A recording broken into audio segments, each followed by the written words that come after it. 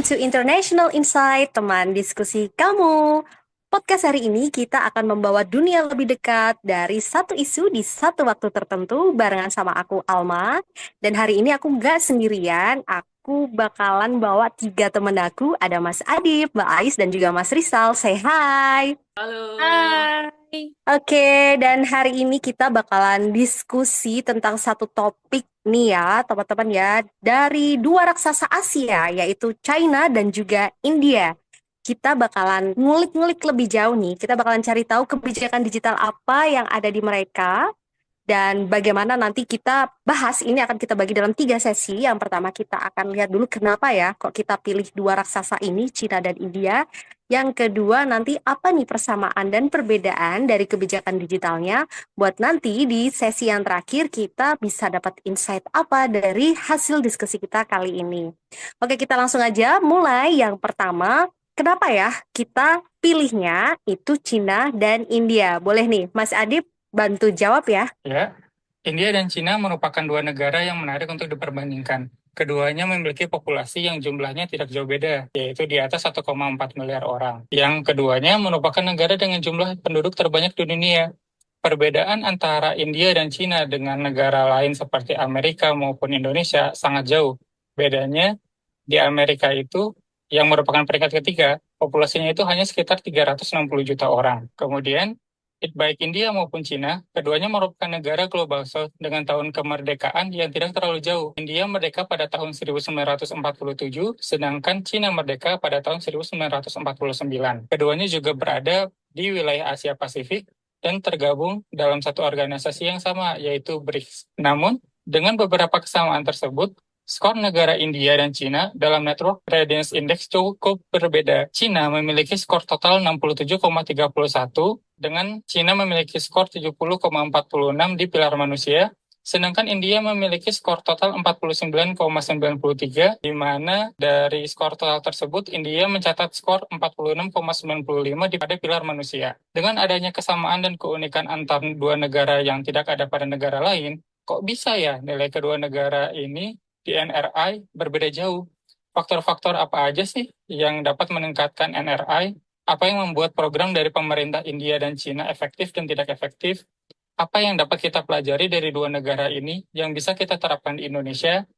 Nah, pertanyaan-pertanyaan itu akan kita bahas dengan membandingkan studi kasus program Made in China 2025 dari Cina dan program Digital India dari India dengan pendekatan framework Network Readiness Index. Oke, kalau gitu kita langsung gas aja nih. Kira-kira program Made in China ini seperti apa, Mbak Ais? Iya, tadi udah sempat disinggung sama Mas Adib juga. Jadi kalau kita tahu negara China itu kan negara yang ambisius banget dan salah satu kebijakannya itu ada Made in China di tahun 2025. Nah, Made in China itu seperti apa? Itu tujuannya itu meningkatkan kualitas manufaktur, inovasi dan juga produktivitas tenaga kerja, memperoleh tingkat teknologi yang lebih maju dan integrasi, kemudian mengurangi konsumsi energi dan sumber daya dan juga mengembangkan perusahaan dan pusat industri yang berdaya saing global.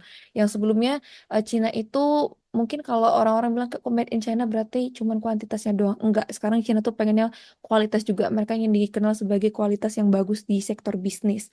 Nah, tujuannya itu dari Made in China 2025 ini adalah meningkatkan kualitas manufaktur, inovasi, dan juga produktivitas tenaga kerja, memperoleh tingkat teknologi yang lebih maju dan terintegrasi, kemudian mengurangi konsumsi energi dan juga sumber daya, serta mengembangkan perusahaan dan pusat industri yang berdaya saing global. Wow, mantap. Dan itu untuk jangka yang panjang ya, untuk yang Made in Betul. China ini ya.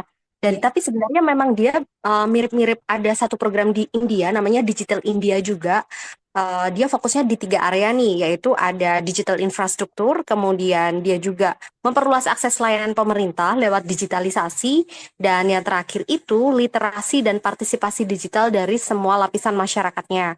Makanya dia sampai punya program Digital Village, karena memang yang dia sasar itu memang sampai ke masyarakat pedesaan. Di India sendiri dia itu punya ibaratnya punya tujuannya itu mereka formulasikan ke dalam sebuah rumus, itu IT plus IT sama dengan IT. Jadi IT yang pertama adalah Indian Talent, kemudian IT yang kedua adalah Information Technology, sehingga equals to IT yang selanjutnya adalah India Tomorrow. Jadi memang visionnya ke depan, India ini pengen memperkuat sektor teknologinya dia dengan melakukan percepatan transformasi digital di banyak sektor lewat platform digital. Contoh program-programnya banyak, misalnya dia ngembangin broadband, dia ningkatin akses internet ke seluruh negeri, dokumen-dokumen didigitalisasi, layanan pemerintah dibuat e-governance, dan juga masih banyak lagi. Dan berarti kalau misalkan kita udah lihat masing-masing dari kebijakan digital antara Cina dan India, apa nih yang bisa kita tangkap dari persamaan dan juga perbedaannya nih Mas Rizal? Iya, jadi dari dua kebijakan tersebut ya, terdapat dua persamaan dan juga dua perbedaan gitu yang kita bisa lihat dari secara umum, secara garis besarnya. Pertama adalah persamaannya ya, persamaan yang pertamanya adalah keduanya ini menekankan pentingnya infrastruktur digital.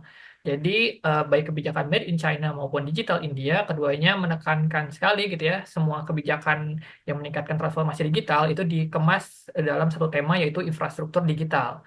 Lalu persamaan yang keduanya adalah pemerintah di sini dukungannya sangat kuat gitu ya, baik dari pemerintah Tiongkok maupun dari pemerintah India dalam mendanai, mengarahkan dan juga melaksanakan kebijakan.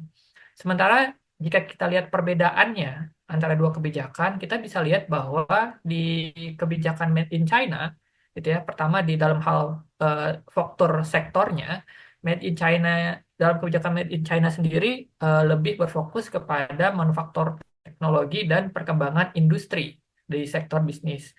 Sementara di India ini memiliki fokus yang lebih luas gitu ya kepada pada konektivitas digital, e-governance, inklusi keuangan, dan meningkatkan literasi digital masyarakat. Lalu perbedaan yang keduanya terlihat pada pendekatan regulasi dan implementasinya.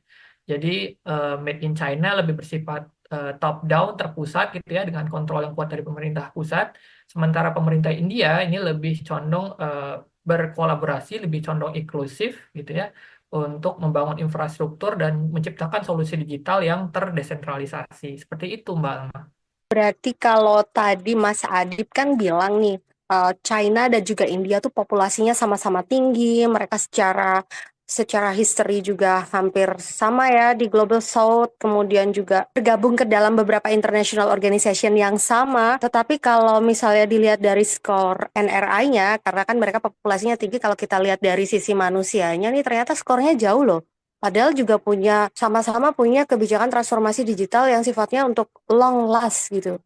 Nah, kalau kira-kira dari teman-teman sendiri nih, dari hal-hal yang tadi udah kita diskusiin ini, insight apa yang bisa kita dapat dari poin ini ya? Mas Rizal dulu mungkin. Iya, dari skor melihat memperlihatkan kita bahwa Cina lebih unggul gitu ya.